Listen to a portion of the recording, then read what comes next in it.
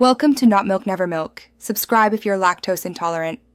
In this video, I will explain how to reset your Chrysler Town and Country oil light.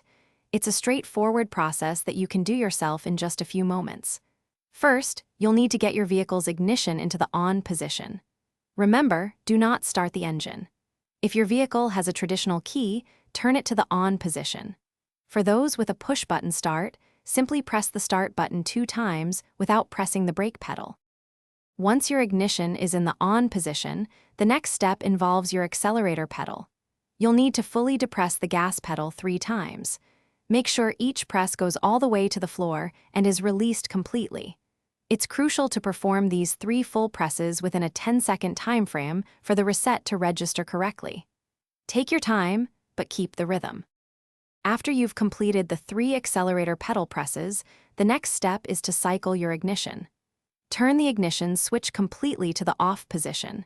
Then, without delay, turn the ignition back to the on position.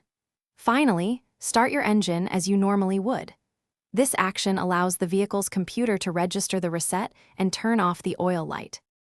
If, after following these steps, your oil change light remains on, don't worry. Simply repeat the entire procedure from the beginning, paying close attention to each step and timing. It sometimes takes a second attempt to get it right. Remember, resetting the light is not a substitute for actual oil maintenance. Always adhere to your vehicle's recommended service intervals to keep your engine running smoothly.